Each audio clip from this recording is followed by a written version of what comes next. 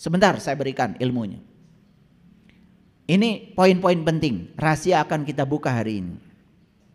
Yang kedua, biarkan semua hal pergi. Biarkan semua hal pergi. Jangan ada yang ditahan. Karena perubahan itu hukum alam. Hari ini kita punya mobil, besok nggak punya mobil, biarkan semuanya pergi. Kita akan terjebak dalam hidup ini dua, namanya siklus. Siklus itu cuma dua, keberhasilan, kegagalan, keberhasilan, kegagalan. Dan sebetulnya yang melahirkan kegagalan itu keberhasilan. Tidak ada kegagalan loh kalau tidak ada keberhasilan.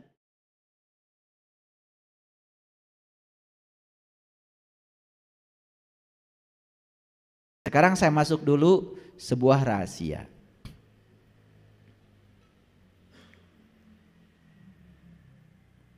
Ini adalah rahasia yang akan saya bagi hari ini. Kebanyakan manusia menderita hari ini karena apa? Dicengkram oleh masa lalu. Belum bisa melepaskan diri dari cengkraman masa lalu. Tidak hadir di sini saat ini sekarang. Saya katakan sekali lagi. Siapapun yang hari ini masih mengizinkan dirinya dicengkram oleh masa lalu, bersiap-siap saja akan sedih selamanya. Makanya belajar agama, belajar spiritual, salah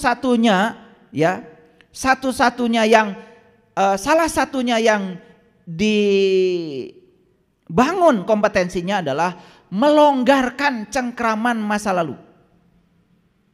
Makanya intisari semua agama sama. Apa itu? Berserah diri. Makanya di Islam kita mengenal ada ayat inna din indallahil Islam. Sesungguhnya intisari agama menurut Allah adalah pasrah. Pasrah bahasa lainnya adalah berserah diri. Nah, saya sudah jelaskan ya di kajian sebelumnya. Mungkin sudah hatam ya. Berserah diri itu artinya adalah menerima saat ini tanpa syarat. Menerima saat ini tanpa penghakiman. Tidak diizinkan pikiran kita terjebak pada benar salah, baik buruk. Semua realitas adalah kebenaran. Setiap kebenaran cuma satu, terima. Terima. Ketika kita sudah mampu menerima realitas apa adanya, itulah yang disebut dengan berserah diri tanpa syarat. Ini harus dilakukan. Kalau hari ini kita masih hidup, inilah saat ini. Besok masih hidup, saat ini. Lusa masih hidup, saat ini. Perlakukan setiap waktu sebagai saat ini dan terima saat ini apa adanya tanpa penghakiman. Damai selamanya.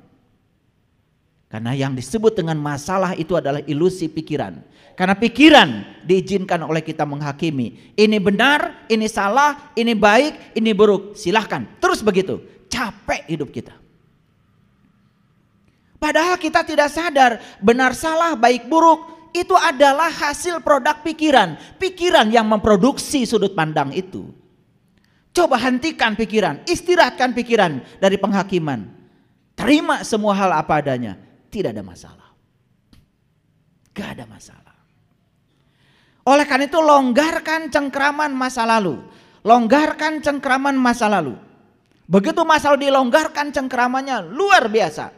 Sebentar saya berikan ilmunya.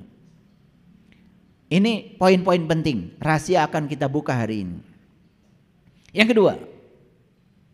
Biarkan semua hal pergi. Biarkan semua hal pergi. Jangan ada yang ditahan. Karena perubahan itu hukum alam.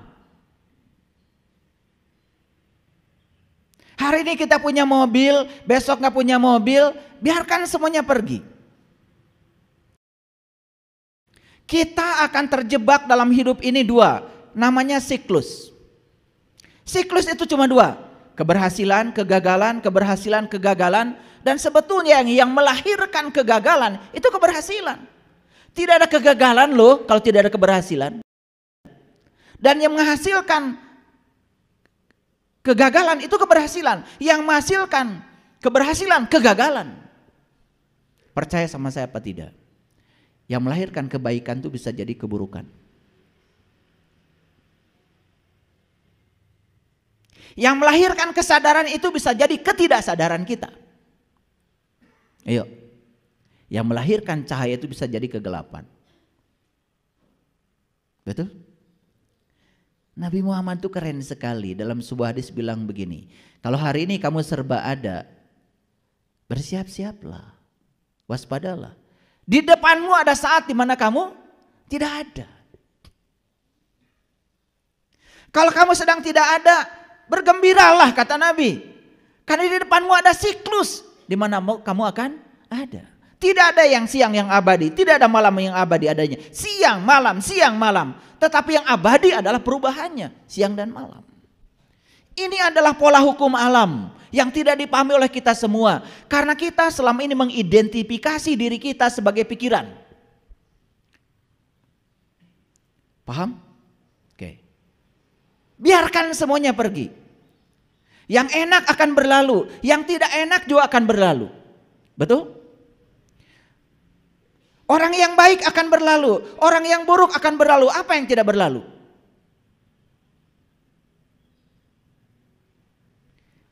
Hanya pikiran kita yang bodoh yang suka mencengkram. Karena pikiran ingin ini tidak mau itu, capek jadinya. Padahal semua itu akan berlalu. Biarkan semuanya berlalu. Hari ini bulan madu, besok bertengkar. Biarkan semua berlalu. Bulan madu akan berlalu, pertengkaran juga akan berlalu. Lewati semuanya. Karena hidup adalah latihan untuk bisa menerima yang kita tidak ingin dan melepaskan yang kita ingin. Itu hidup. Jadi kalau kita kenal dengan tarian semesta, kita kenal dengan cara semesta bekerja, sebetulnya gak ada masalah dalam hidup. Asik-asik saja. Jadi yang saya bagikan ini adalah pengalaman saya. Karena saya pernah di titik itu. Senang ke sini, tidak senang ke sini. Menerima yang ini, menendang yang itu. Menendang, mencengkram. Saya bertanya pada diri saya, kok saya gak bahagia-bahagia ya begitu? Kemudian saya belajar. Terus belajar. Oh, ini kunci-kuncinya, sesederhana itu. Longgarkan cengkraman masa lalu. 2, biarkan semua hal pergi. Jangan ada yang ditahan. Karena perubahan adalah hukum alam. Masa mudamu telah pergi. Sudah, jangan pengen muda terus. Melawan hukum alam. Nikmati aja sekarang. Di masa tua ini kalian bisa melakukan apa? Hidup itu di sini, saat ini, sekarang. Gigi yang dulu utuh bisa makan kacang keras-keras sudah pergi. Sudah, jangan terus-menerus memikirkan yang sudah pergi. Nikmati aja gigi berapa lagi sekarang. Ya sudah, jangan makan kacang karena masih banyak yang bisa kita makan. Betul nggak? Kan otak kita karena senangnya kacang selalu memikirkan gigi yang dulu. Sekarang giginya sudah nggak ada, biarkan pergi. Sekarang sadari gigimu tinggal berapa. Apa tidak ada makanan lain penggantinya? Ada, ubi, tahu. Emang tahu bukan kacang? Tahu itu kacang yang sudah digiling, kan kacang-kacang juga. Cuman pikiran inginnya yang keras, tidak mau yang lembut. Kan pikiran yang memainkan kita. Ngerti nggak? Mahal ini kajian. Kan sesederhana itu sebetulnya. Nah kita ini selalu ingin bahagia. Lalu bahagia yang dimaksud itu adalah mendapatkan yang kita ingin. Padahal yang kita ingin tidak akan lama pasti pergi. Betul nggak? Nih saya kasih tahu. Ada nggak yang punya mobil dari dulu itu aja mobilnya? Ada? Mungkin ganti mobil baru atau pergi. Ya nggak apa-apa. Ngapain mikirin yang pergi? Kalau ada yang mau pergi, pergilah. Jangan ditahan oleh kita. Karena perubahan adalah hukum alam. Clear sampai sini? Oke. Ini nanti kalau sudah saya kasih rahasianya, kalian akan punya kemampuan beradaptasi terhadap perubahan. Jadi tidak ada penolakan lagi. Betul? Iya. Ini wajah-wajah yang menua ini, masalahnya cuman selalu terpikat sama memori. Yang dibicarakan itu, oh dulu. Waktu saya sedang menjabat, dulu. Kan sekarang kamu sudah tidak menjabat lagi. Itu sudah lewat, hidupmu saat ini. Betul? Makanya orang yang selalu terpikat dengan masa lalu, dia akan kehilangan berkahnya hari ini.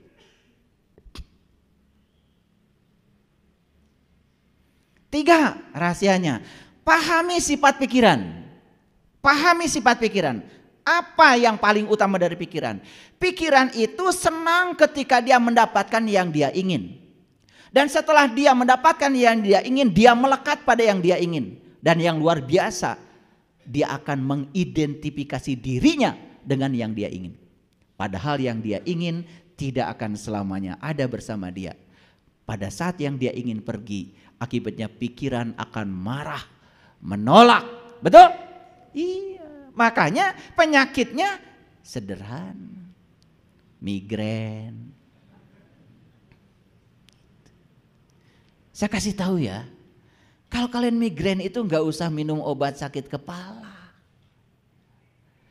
Telusuri dari mana nih migrain itu. Migrain itu jelas ada kemelekatan pikiran karena dia mengidentifikasi diri dengan yang dia ingin. Paling yang dia ingin pasti akan berlalu. Itu saja. Sederhana kok. Sederhana kan? Lah kalau ngaji dengan saya sederhana. Tapi bisa dipraktekkan. Saya tidak menjanjikan apa-apa kok. Tetapi saya menjamin siapapun yang mempraktekkan ini akan mendapatkan hasilnya di sini saat ini sekarang. Gak tahulah namanya apa itu pahala atau pahalu, saya juga gak ngerti. Saya tidak pernah menjanjikan apa-apa. Tapi kalau dipraktekkan hasilnya kita nikmati di sini saat ini sekarang. Oke, terasa? Ngerti sekarang sifat pikiran? Pikiran itu sukanya yang dia ingin.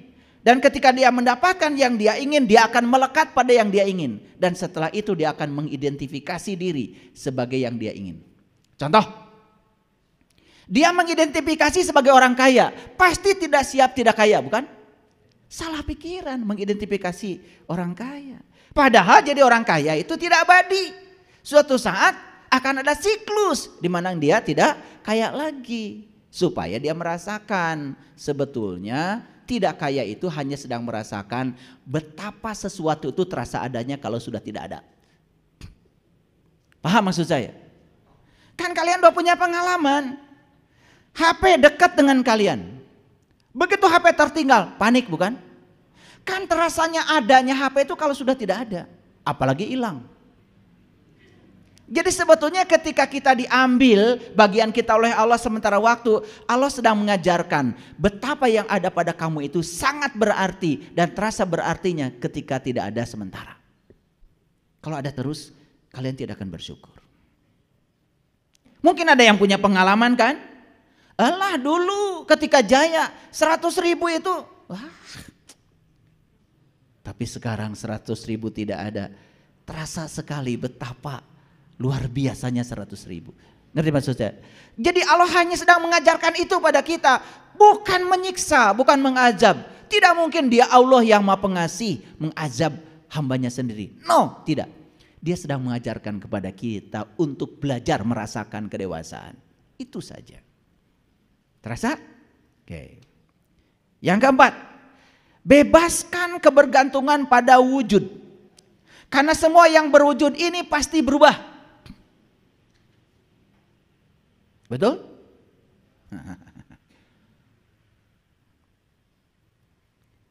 Sebelah sini nih. Ingin istrinya muda terus. Kemudian diidentifikasi oleh pikiran bahwa istri saya tetap cantik, tetap muda. Faktanya berubah. Saat berubah pikiran gak nerima. Kan mulai mikir tuh. Cari yang diinginkan pikiran.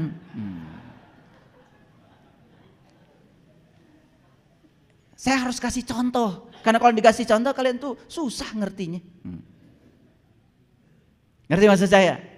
Ya sama yang sebelah sini juga jangan tertawa dulu. Diidentifikasi suaminya gagah, betul nggak? Jalannya tegap, betul nggak? Iya, nggak perlu pakai obat kuat. Lah kemudian loyo, peot, lah karena perubahan. Kamu tidak menerima perubahan itu, belanja ini, ya pergi ke sini, pergi ke situ, wah macam makin tertipu. Karena pikiran mengidentifikasi kalau suami saya gagah dan muda. Kan pikiran yang membuat kita menderita, bukan fakta, bukan realita. Kita tidak ikut realita, tidak ikut perubahan. Jadi dikunci oleh pikiran kita sendiri. Betul apa tidak? Iya. Dulu ke pasar beli sayuran. Sekarang perginya nggak ke pasar. Cari toko obat kuat. Melawan hukum alam. Tuh kan ketawa. Betul? Ya rumah sakit. Ngerti maksud saya? Bebaskan kebergantungan pada wujud. Lihat saya semuanya. Karena semua yang berwujud tidak pernah tidak berubah. Betul nggak? Oke. Clear? Jadi biarkan yang berwujud juga pergi. Biarkan yang berwujud itu mengalami proses evolusi. Jangan ditahan oleh pikiran. Ketika ilmu rahasia ini sudah kita dapatkan, apa yang terjadi? Nih, saya mengumpulkan ilmu rahasia ini dalam perjalanan hidup saya yang panjang. Dan ternyata begitu diterapkan, adem. Makanya saya bagikan. Saya ini seorang ilmuwan. Jadi kalau saya mau menyampaikan sesuatu, saya riset dulu. Saya coba diselami dulu, baru saya bagikan. Ini bukan hasil kiriman WA kayak kalian itu. Ya kan kalian kebiasaan, betul nggak? Iya. Jus ini bagus, langsung dikirim ke orang lain. Dia sendiri belum minum. Luar biasa itu. Kalian itu senang berbagi sesuatu yang bodong, ya, kebiasaan itu. Yang keempat itu, yang kelima, sadari bahwa kenegatifan sebagai hambatan batin. Lihat saya semuanya.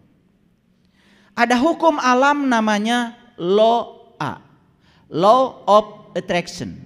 Sekarang sudah ditambah jadi LOSA, law of spiritual attraction. Itu namanya hukum tarik menarik. Siapa menarik siapa? Nih saya kasih tahu. Ternyata bahagia bisa menarik bahagia. Sedih hanya akan menarik kesedihan. Jadi orang yang selalu sedih, jangan berpikir bahagia. Anda sedang menarik kesedihan baru dalam hidup Anda. Like attracts like, nama hukumnya. Yang serupa menarik yang serupa. Jadi jangan berangan-angan lah. Kita ini terus aja membicarakan yang kita tidak suka. Padahal inginnya yang kita suka. Ketika kita membicarakannya, berarti kita sedang menariknya. Yang kita suka tidak akan pernah datang. Hanya hayalan pikiran. Karena apa? Karena mekanismenya tidak kita tempuh. Itu sebabnya kenegatifan adalah hambatan batin. Jadi kalau kita ingin tidak ada hambatan batin sehingga batin kita mengalami puncaknya kesadaran, satu kuncinya, lepaskan semua kenegatifan. Kenegatifan yang saya maksud adalah pikiran-pikiran yang negatif. Itu. Lalu selanjutnya, stop mencari kedamaian. Stop. Semakin kalian mencari kedamaian, semakin tidak damai. Ada yang tanya sama saya, gimana kalau saya mengalami ketidakdamaian? Sederhana. Begitu Anda mengalami ketidakdamaian, terima seutuhnya ketidakdamaian. Saat itu ketidakdamaian berubah wujud menjadi kedamaian. Ini yang namanya kecerdasan. Ini nggak ada di universitas, nggak ada. Nggak ada. Ini pelajaran kesadaran. Ini bukan logika, ini intuisi. Logika itu pikiran sedang menjelaskan realita. Tapi kalau intuisi itu ruh mengalami pengalaman realitas. Ini pengalaman ruh, pengalaman jiwa. Paham? Stop mencari kedamaian. Gimana caranya? Berserah diri, berserah diri. Itu kuncinya. Berserah diri artinya adalah menerima saat ini tanpa syarat. Bebaskan pikiran dari benar salah, bebaskan pikiran dari penghakiman, terima tanpa syarat. Jangan pernah berkata kepada semesta, mengapa ini terjadi? Tapi katakan pada semesta, pesan apa di balik ini yang hendak engkau sampaikan padaku? Pesannya akan kita terima. Nih saya kasih tahu. Suami baik akan ditinggalkan. Suami tidak baik akan ditinggalkan. Mana yang tidak ditinggalkan? Meninggalkan yang tidak baik malah lebih gampang. Betul apa tidak? Jadi jangan terjebak baik tidak baik. Terima semua realitas apa adanya. Terima pesannya. Wah, kalau kita bisa menerima pesan itu luar biasa. Nanti akan saya buka rahasianya sebentar lagi. Saya akan jelaskan ayat-ayatnya. Kalau nggak pakai ayat kan kalian nggak percaya. Tapi ini rahasia dulu saya buka. Rahasianya dulu saya buka. Jadi stop mencari kedamaian. Gimana caranya? Berserah diri. Terima saat ini apa adanya tanpa syarat. Langsung damai. Bahkan ketidakdamaian ketika diterima langsung berubah wujud menjadi kedamaian. Sesederhana itu. Gak usah pakai duit, gak usah piknik kemana-kemana, gak usah. Kan banyak yang ingin cari kedamaian ke Bali, ke situ. Yang ada kalian nambah ketidakdamaian. Buktinya apa? Coba mau ke Bali. Mau naik pesawat besok malam gak tidur, udah gak damai. Betul gak? Waduh, besok mau pergi, koper belum disiapkan. Tuh, gak damai kan? Udah koper siap. Mulai, anak-anak, cepet dong, cepet. Buru-buru pengen ke mobil. Damai? Enggak, udah mulai marah-marah. Aduh, mandi lelet sekali sih. Duh, mau piknik macam apa kayak gitu. Di rumah juga sudah mau cari apa sebetulnya. Itu kebodohan. Udah masuk mobil, keluar dari garasi, cepet-cepet. Di jalan, dit, aduh kurang ajar nih mobil. Wah ngalin, marah-marah di jalan. Nyampe airport, ada kesalahan sedikit aja bagasi, marah lagi. Begitu sudah check in, pesawat Anda delay 10 jam. Wah, kiamat itu. Wah, langsung gedor-gedor meja. Wah. Saya suka lihat kalian tuh begitu. Ini model-modelnya kayak gini. Iya. Naik pesawat, pengen segera turun. Nyampe di tempat, pengen segera dijemput. Setelah dijemput pengen segera masuk hotel. Udah masuk hotel pengen segera ke pantai. Dari pantai pengen segera ke sungai. Dari sungai pengen segera ke restoran. Ini persis kayak ibu yang tadi punya 2 anak. Persis itu. Kayak ibu yang punya 2 anak tadi itu. Iya, hujan sedih, panas sedih. Gak pernah bahagia ibu ini. Stroke.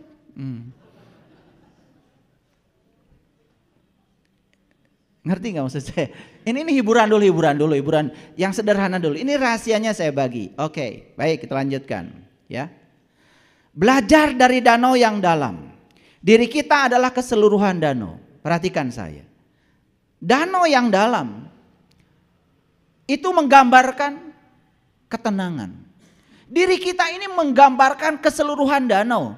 Danau yang dalam itu tidak selalu menjamin kalau di atas dia tidak ada badai. Betul?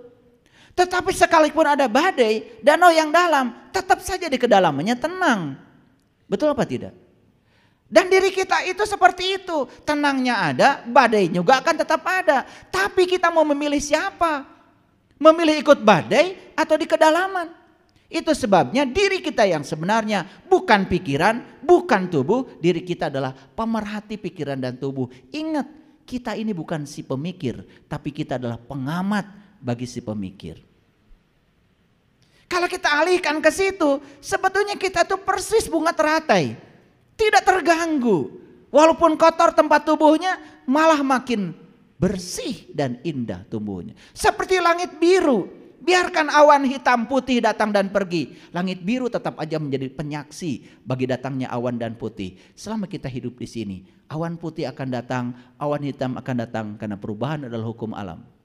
Jadilah langit biru, saksikan saja semuanya datang dan pergi, enak. Punya duit banyak, saksikan. Gak punya duit juga saksikan, gak akan kelaparan kok. Semua sedang diajarkan oleh semesta sebetulnya. Lagi-lagi pikiran yang tidak terima, bukan? Makanya harus kenal pikiranmu sendiri. Maaf ya, kita ini sampai sekarang bertahun-tahun bersahabat dengan pikiran, tapi gak kenal pikiran. Boro-boro kenal diri sejati, pikiran saja yang di luar gak kita kenali. Betul apa tidak? Iya. Saya juga gak tahu kalian tuh cari apa selama ini di dunia ini. Pada sibuk. Ya. Coba lihat tuh. Ketika terjebak benar salah, terjebak baik buruk, kita akan berpihak, bukan? Dan berpihak itu gak enak. Gak enak. Saya dulu kalau nonton bola berpihak. Dulu belum ngerti ilmunya. Apalagi yang sedang main klub kesayangan saya. Jadi tidak objektif. Kalau klub saya curang pun dibenarkan oleh saya. Yang penting menang. Tapi klub orang lain curang pada klub saya. Dongol di situ. Marah. Bahkan TV pun tonjok-tonjok. Betul nggak? Kan yang luka tangan sendiri. Makanya lihat. Habis pertandingan sepak bola, stadion hancur. Tempat duduk hancur. Karena klub kesayangannya kalah. Karena mengidentifikasi diri semua penontonnya seakan-akan dirinya itu adalah kemenangan. Sehingga pikiran tidak terima dengan kekalahan. Tidak objektif. Walaupun lawan itu lebih bagus mainnya, tetap aja kita akan sedih. Tidak ada penghargaan buat orang lain. Kita belum dewasa. Maaf ya. Coba lihat penonton di negara yang sudah beradab. Siapapun yang bagus mainnya, aplaus, tepuk tangan. Jadi tepuk tangan itu sepanjang pertandingan, siapapun yang menggolkan bagus, tepuk tangan. Orang sudah selesai dengan dirinya sendiri begitu.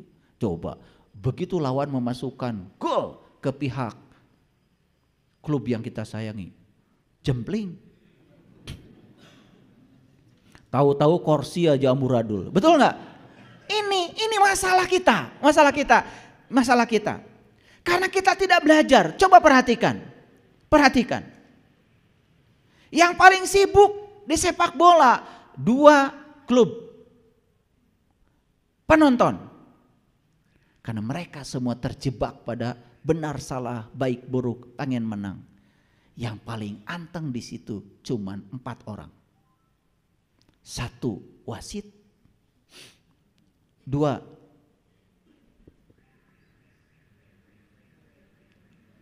hakim garis kiri kanan, 3 inspektur pertandingan. Adem. Betul nggak? Mereka itu paling adem di situ, ya. Kalah siapapun senyum aja. Betul nggak? Makanya Allah mengatakan di Quran, hendaklah kalian semua menjadi wasit. Waja'alnakum ummatan wasato. Jadi wasit. Tuh, jadi wasit itu artinya tidak berpihak. Begitu wasit berpihak, pasti hancur stadion. Ngerti nggak penjelasan saya? Suka nonton bola?